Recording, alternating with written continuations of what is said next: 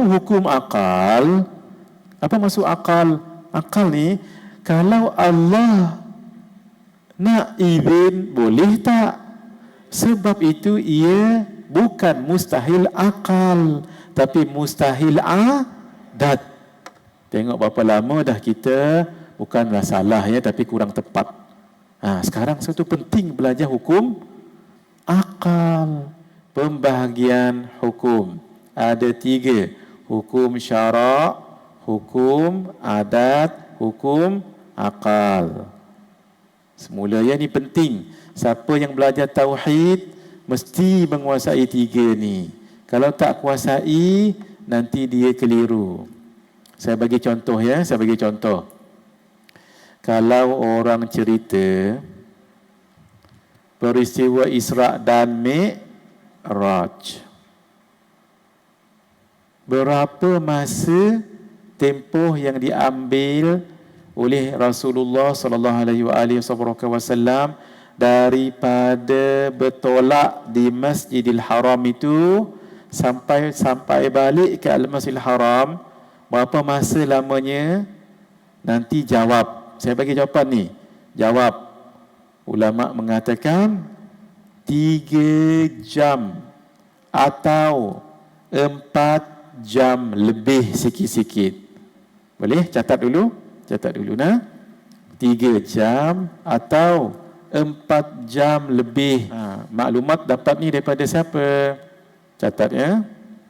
Imam Ibrahim Al-Bajuri. Dan akal. Tengok nah. Kalau tak faham ini, tengok nah, dia akan jadi keliru. Macam mana? Ikut perbahasan saya.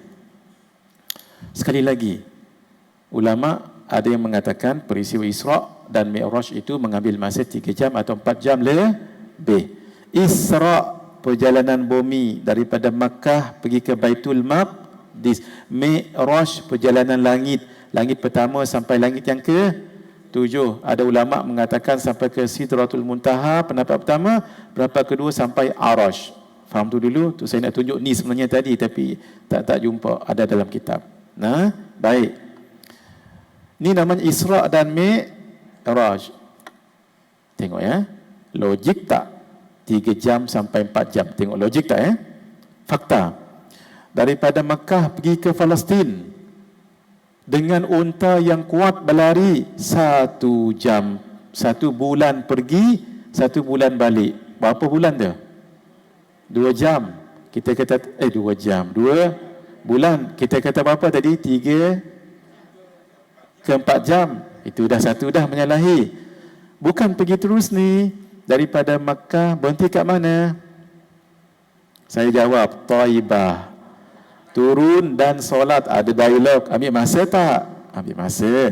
Daripada Taibah Madinah pergi ke Tursaina boleh? Tursaina boleh. Turun dan solat. Kemudian pergi ke Madian. Turun dan solat. Kemudian pergi ke Baitul Laham, Hebron, turun dan solat. Kemudian pergi ke Baitul, turun dan solat. Banyak tak peristiwa tu? Banyak tak dialog? Ambil masa panjang lagi kan? Habis. Dekat sini Nabi mengimami para Nabi dan Rasul solat. Habisnya ikat burak dekat sini. Naik langit pertama, ada dialog lagi. 2, 3, 4, 5, 6, 7. Sekarang langit pertama nak pergi langit yang kedua, jauhnya 500 tahun perjalanan. Tengok, makin dahsyat ni. Jangan dilupa berapa jam tadi? 3 jam, 4 jam. Tengok nah. Ada soalan saya nak tanya kat sini. Ada soalan yang saya nak tanya kat sini ni. Supaya tuan-tuan realize penting belajar hukum ini. Sudah, itu daripada langit pertama ke 2 500 tahun, 2 ke 3 500 tahun, 3 ke 4 500 tahun, 4 5 5 6 6 ke 7, selesai 7. Tapi bukan berhenti situ je. Sidratul Muntaha itu jauh, tebal. Cuba tebal. Tengok tuan-tuan, tengok saya sekejap. Langit di atas tu ya, ada 7. Langit yang pertama, tadi jauh ya, ni tebal.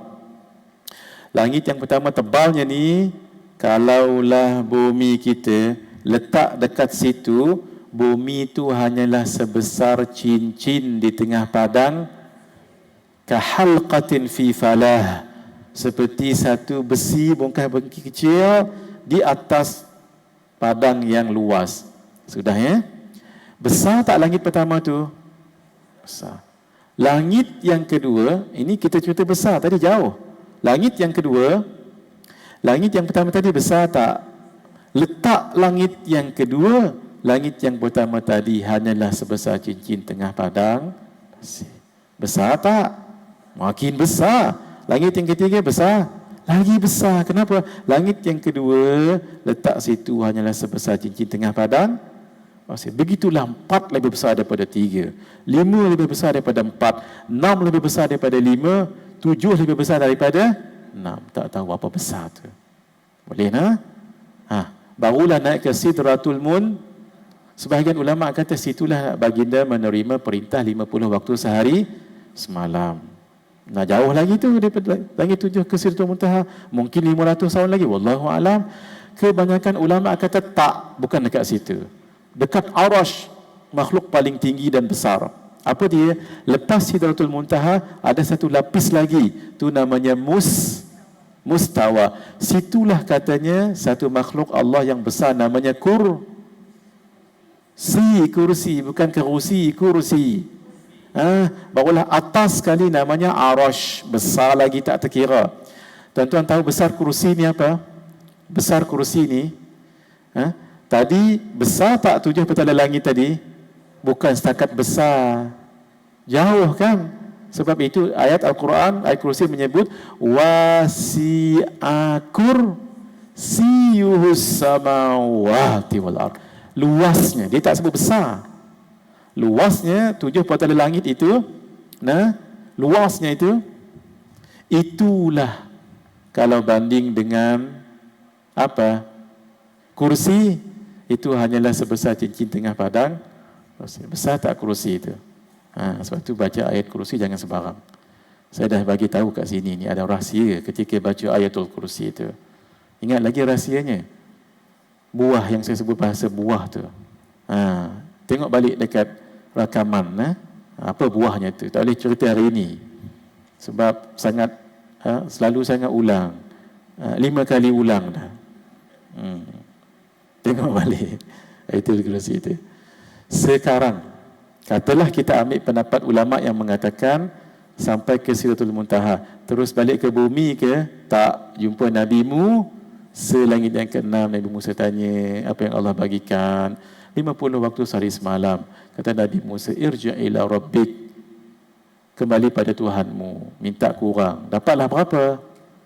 Kurang turun tadi, tengok Sidratul Muntaha kan lapisan bawah tu 7, kan baru sini baru 6 kan, berapa jauh ni? Kan satu jauh tadi 500 tahun. Berapa kali ulang alik? Tempat bermunajat tadi tu dapat kurang 45, naik lagi dapat kurang 40, naik 35, dapat lagi 30, 9 kah? Walhal lapisan 7 dengan 6 tadi berapa? 500. Saya pendekkan habis, saya pendekkan. Saya nak tahu tu macam mana tuan-tuan puan-puan jawab saya kalau tak belajar yang 3 ni. Cuba sekarang. Habis dapat 5. Barulah daripada sini turun ke Baitul Maqdis balik, baru ambil lagi burak tadi sampai ke Masjid An-Nabawi. Soalan saya, logik tak peristiwa ini berlaku? Cuba siapa yang agak-agak boleh jawab. Ni kita nak membetulkannya, kita nak membetulkan yang selalu kita kata. Maaf ya, biar saya yang bagi tahu. Kadang-kadang kita akan jawab tak logik. Itulah yang selalu kita sebut, termasuk saya dulu. Tak logik, maksudnya tak logik akal. Sekarang betulkan. Siapa yang mengaji tauhid dengan saya, betulkan. Bukan tak logik akal. Bukan mustahil dari segi akal, tapi mustahil dari segi adat. Tu poin saya. Kalau hukum akal, apa maksud akal? Akal ni, kalau Allah nak izin, boleh tak? Sebab itu ia bukan mustahil akal, tapi mustahil adat. Tengok berapa lama dah kita, bukanlah salah ya, tapi kurang tepat. Sekarang satu penting belajar hukum akal. Buah durian, kita tanam pokok durian, tapi keluar buah remok teh. Kita tanam pokok durian, biji durian kat Ajah ya. Tiba-tiba keluar buah mokte. Tahu buah mokte? Rambutan. Buah mokte. Nak bagi tahu mustahil akal ke mustahil adat?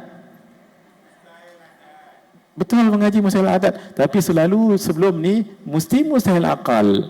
Illogic, that is illogic. Bukan. Dari segi akal, boleh terima tak kalau kita tanam biji durian keluar buah mokte? Harus kerana Allah ada sifat qud. Yang mustahil apa? Adat. Boleh? Ini walaupun nampak simple ni, ini nak tunjuk kita belajar tauhid ke tak ni.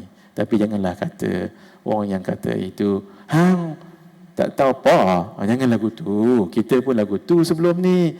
Tapi tolong diingat, kalau dari segi akal tak mustahil. Kenapa? Allah Maha Kuasa kan. Kalau Allah nak jalankan Rasulullah sallallahu alaihi wasallam lebih daripada tu pun boleh. Kata akal, tapi adat tak. Gitu maksudnya, boleh ni.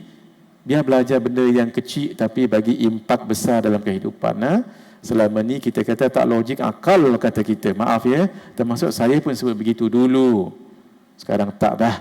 Karena kita kata bukan mustahil akal, mustahil adat.